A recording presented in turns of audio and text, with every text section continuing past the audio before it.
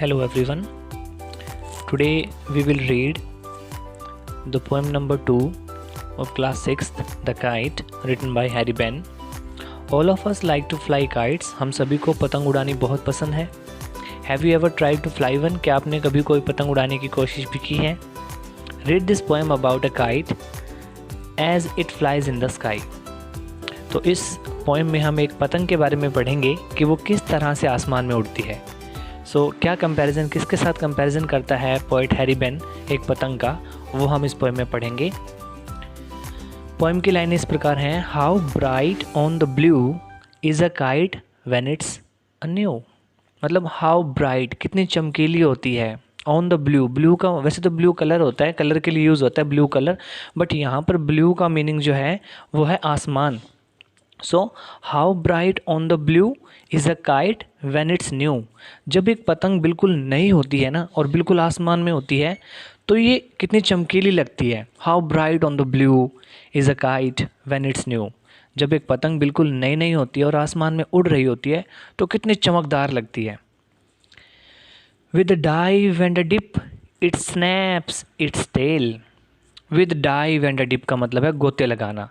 ये कभी ऊपर जाती है, कभी नीचे आती है, ऐसे लगता है जैसे मछली पानी में गोते लगा रही है.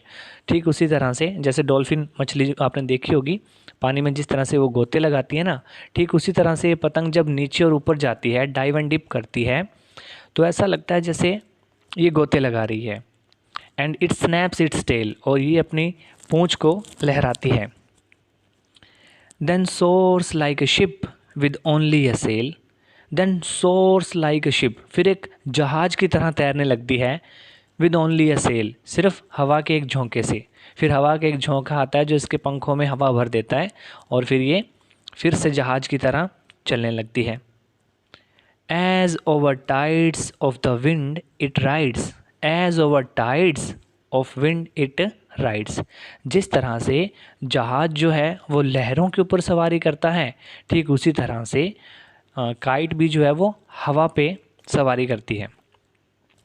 Climbs to the crest of a gust and pulls. और जैसे उसे खींचा जाता है तो ये बिल्कुल शिखर पर पहुंच जाती है. जिस तरह से जहाज़ जो है वो महासागर के समुंदर के ऊपर ऊंचाई पर चलता रहता है. Then seems to rest as wind falls. और जैसे ही हवा कम हो जाती है, हवा गिर जाती है, देन सीम्स टू रेस्ट, तब ये बिल्कुल ऐसे लगती है जैसे अब ये आराम कर रही है. When string goes slack, you wind it back and run until a new breeze blows.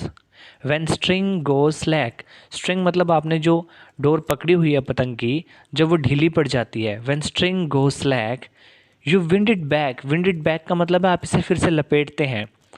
जब पतंग थोड़ी ढीली पड़ जाती है, व्हेन स्ट्रिंग गो स्लैक, जब वो धागा थोड़ा ढीला पड़ जाता है, यू विंड इट बैक, तो आप इसे जल्दी से वापस लपेटना शुरू कर देते हैं.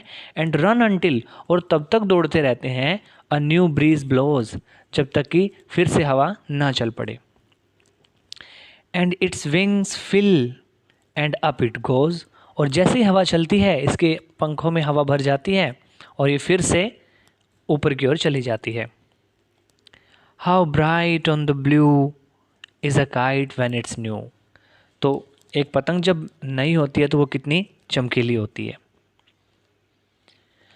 But a raggeder thing you never will see. परंतु ये एक बड़ी ही रेगडर थिंग बन जाती है. रेगडर होती है मतलब बिल्कुल चिथड़े चिथड़े फट जाती है. But a raggeder thing you never will see when it's flaps on a string in the top of a tree. जब ये फड़फड़ाती हुई एक पेड़ में अटक जाती है और उसके बाद वहाँ से निकलती नहीं है और निकालने की कोशिश में पूरी तरह से चिथड़े चिथड़े हो जाती है, रैगडर थिंग बन जाती है, ऐसी पतंग को आप कभी नहीं देखना चाहेंगे.